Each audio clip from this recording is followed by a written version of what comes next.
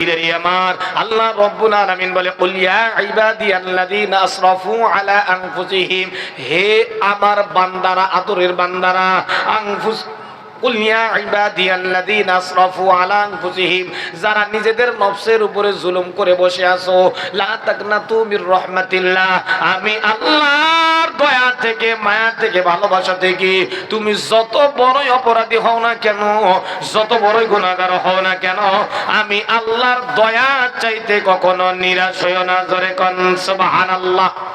ইন্নাল্লাহা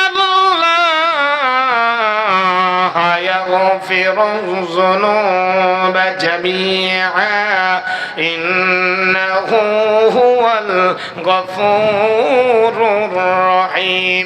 ইন্নাল্লাহা ইয়াগফিরুয যুনুবা জামিআ, নিঃসন্দেহে আমি আল্লাহ রাব্বুল আলামিন তোমাদের যাবতীয় তামাম গুনাহ খাতা মাফ করে দিব। ইন্নাহু হুয়াল গফুরুর রহিম, নিঃসন্দেহে আমি পরম ক্ষমাশীল দয়ালু। ভাই গো, মুফাসসিরিনে কেরাম বর্ণনা করে এই আয়াতটা সূরা জুমারের 53 নম্বর আয়াতটা কি এমন কারিশমা আছে, সমস্ত মুফাসসিরিনে কেরাম এক বাক্যে বলতে বাধ্য। দুনিয়ার জিন্দেগিতে মানুষের শারীরিক যখন অসুস্থতা হয়, একবারে এইরকম ভাবে চিকিৎসা করতে করতে হায়ার অ্যান্টিবায়োটিক ঔষধ পর্যন্ত দেওয়া হয়, লোকটার জ্বর কমে না, জ্বর কমে না, আস্তে আস্তে আস্তে পাওয়ার বাড়াইতে বাড়াইতে হায়ার অ্যান্টিবায়োটিক পর্যন্ত চলে যায়।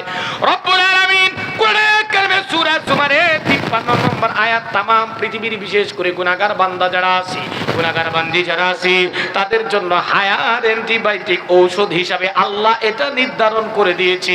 রাসূলুল্লাহ সাল্লাল্লাহু আলাইহি ওয়াসাল্লাম বলেন, তামাম পৃথিবীর যত নিয়ামত আছে, তামাম পৃথিবীর যত সম্পদ আছে, সব সম্পদ যদি এক পাল্লায় দেওয়া হয়, আর সূরা জুমারের এই 53 নম্বর আয়াত যদি এক পাল্লায় দেওয়া হয়, অথবা তামাম পৃথিবীর সম্পদ একদিকে রাখা হয় আর একদিকে সূরা জুমারের 53 নম্বর আয়াত যদি রাখা হয়, আল্লাহর রাসূল বলেছেন তামাম পৃথিবীর সম্পদের যেই দাম নাই, তার চাইতে বেশি এই সূরা জুমারের আয়াতের মর্যাদা আমি রাসূলের কাছে। জোরে বলেন সুবহানাল্লাহ। আমার ভাইরা রে, আমার বন্ধুগণ, কেন রাসূল এই কথাটা বললেন রে বাজান আমার? লক্ষ্য করে শুনবেন রে ভাইজান আমার, তামাম পৃথিবীর মানুষগুলা কেউ বলতে পারবে না আমি গুনাহগার নয়, ঠিক কিনা? জোরে কোন।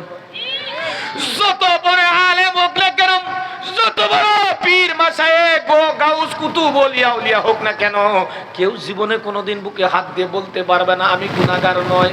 একমাত্র নবীরা মাসুম, তাদের জীবনে কোনো গুনাহ নাই, ঠিক না? এছাড়া যত মানুষ আছে, যত বড় পীর মাশায়েখ বুজুর্গ হোক না কেন, কেউ কোনোদিন বুকে হাত দিয়ে বলতে পারবে না যে আমি কোনোদিন জীবনে গুনাহ করিনি, আমি গুনাহগার নয়। আল্লাহর পয়গম্বর বলে, আল্লাহ রাব্বুল আলামিন কেন সূরা জুমারের এই আয়াতটা নাযিল করলো জানো?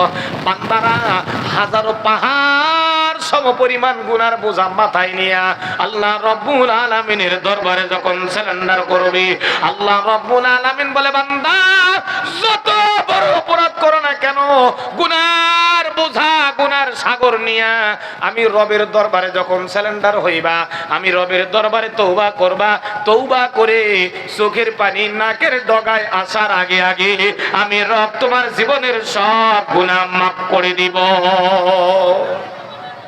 তাহলে এই আয়াতটা হলো গুনাহগারদের জন্য হায়াত অ্যান্টিবায়োটিক ঔষধ। কিন্তু আল্লাহ কত দয়ার আল্লাহ, আল্লাহ ডেকে বলে ইয়া ইবাদি, গুনাহগার বান্দা যারা, তাদেরকেও আল্লাহ বলে, বান্দা রে গুনাহ করছত, কোনো সমস্যা নাই, কোনো দুঃখ নাই, পেরেশান নাই, আমি আল্লাহ তোদেরকে বানাইছি শয়তানের ধোকায় পড়ে, নফসের ধোকায় পড়ে গুনাহ করবি, গুনাহ করার পরে আমি রবের দরবারে তওবা করবি।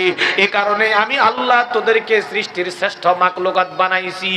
বান্দা যদি গুনাহ না করত, শুধু নেকের কাজ করত, নেকের কাজ করত, ফেরেশতারা যেমনি ভাবে শুধু নেকের কাজ করে, গুনাহ করে না, আল্লাহ বলে ফেরেশতার দামের চাইতে মানুষের দাম বেশি। কারণটা কি? মানুষেরা গুনাহ করে, গুনাহ করার পরে আল্লাহর দরবারে তওবা করে, ঠিক কি নজরে কোন? ফেরেশতারা জীবনে কোনোদিন গুনাহ করে না, শুধু তারা নেকের কাজ করে, নেকের কাজ করে, যার কারণে ফেরেশতাদের দাম মানুষের চাইতে কম। ফেরেশতাদের দাম মানুষের চাইতে বলতে